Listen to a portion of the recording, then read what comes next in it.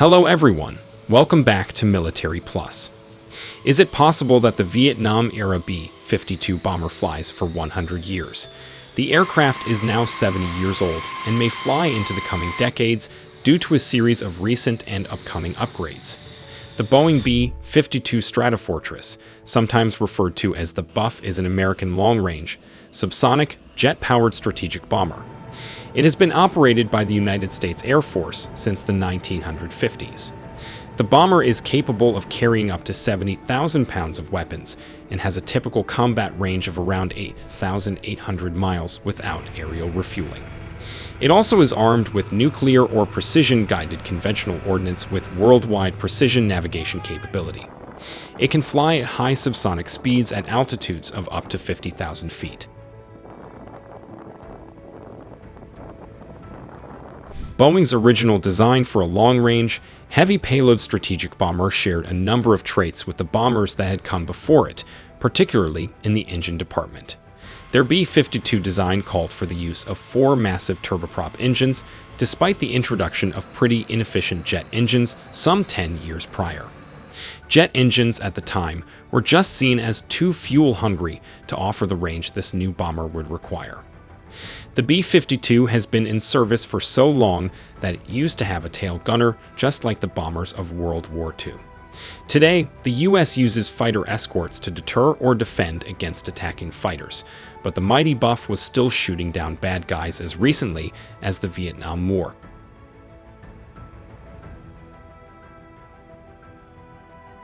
Two U.S. Air Force B-52D scored kills against Vietnamese MiG-21s in December of 1972, with the final kill taking place on Christmas Eve.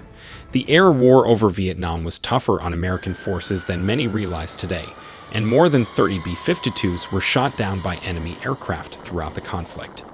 When Tail Gunner Airman First Class Albert Moore spotted an incoming MiG while aboard his aircraft called Diamond Lil, survival was less than assured.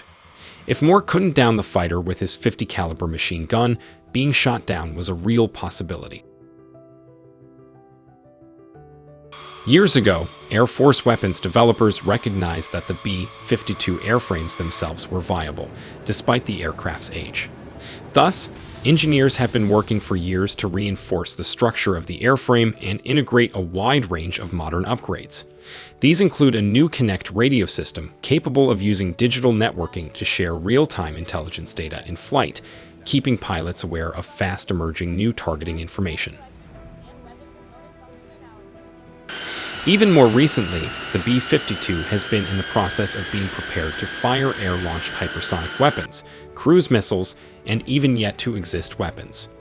The most recent development has been efforts to replace its legacy engine with a new, more fuel-efficient commercial engine designed to reduce fuel burn and maintenance requirements.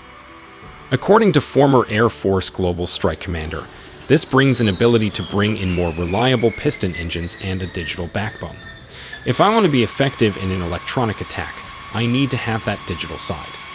Along with an entirely new radar system, the B-52 is integrating new communications and networking technologies, which include a rapid, retargeting low-frequency radio replacement to support nuclear weapons communications.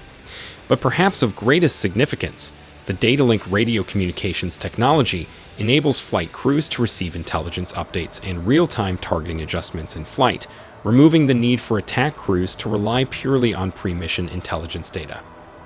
All B-52s can be equipped with 2 electro-optical viewing sensors, a forward-looking infrared, and advanced targeting pods to augment targeting, battle assessment, and flight safety, further improving its compatibility.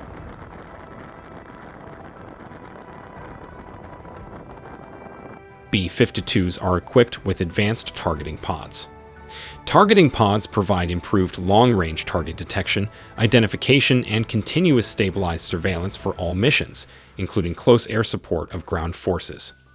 The advanced targeting and image processing technology significantly increases the combat effectiveness of the B-52 during day, night, and less than ideal weather conditions when attacking ground targets, with a variety of standoff weapons, for example laser-guided bombs, conventional bombs, and GPS-guided weapons. The bomber has also in recent years been receiving a newly configured Internal Weapons Bay Upgrade, IWBU, enabling the aircraft to internally carry more Joint Direct Attack Munitions, JDAM, Joint Air-to-Surface Standoff Missiles, JASSM, and a weapon called the Miniature Air-Launched Decoy, or MLDJ Jammer variant. The emerging IWBU, which relies upon a digital interface and a rotary launcher to increase weapons payload, allows the B-52s to carry up to 8 of the newest J-series bombs. In a conventional conflict, the B-52 can perform strategic attack, close air support, air interdiction, offensive counter-air, and maritime operations. During Desert Storm, B-52s delivered 40% of all the weapons dropped by coalition forces. It is highly effective when used for ocean surveillance and can assist the U.S. Navy in anti-ship and mine-laying operations. In 2 hours, 2 B-52s can monitor 140,000 square miles of ocean surface. In part due to these adaptations, the B-52 will become much more lethal with the addition of several futuristic weapons, such as the now-in-development nuclear-capable long-range standoff missile. Perhaps of greatest significance when it comes to weaponry, the Air Force plans to fire hypersonic weapons from the B-52. Last year, the Air Force completed a simulated shot at a target 600 nautical miles away with an AGM-183 air-launched rapid response weapon. During that test, a B-52 received target data from sensors 1,000 miles away at Joint Base Elmendorf-Richardson, Alaska, according to a previous Air Force report. The B-52 airframe has seen repeated updates and upgrades over the years, allowing the Stratosaurus to keep pace or even outmatch more modern bombers. In fact, both the B-1B Lancer and B-2 Spirit were designed and unveiled during the B-52's tenure, and both are now slated for retirement. The B-52, on the other hand, is expected to stay in service in one form or another all the way to 2060. Seeing as the B-52 first flew in 1952 and then entered service in 1955, that means these massive bombers will have been in the sky for 100 years before Uncle Sam finally puts them out to pasture. That longevity is an incredible testament to the aircraft's original design and the subsequent efforts to keep the mighty buff as mighty as it needs to be.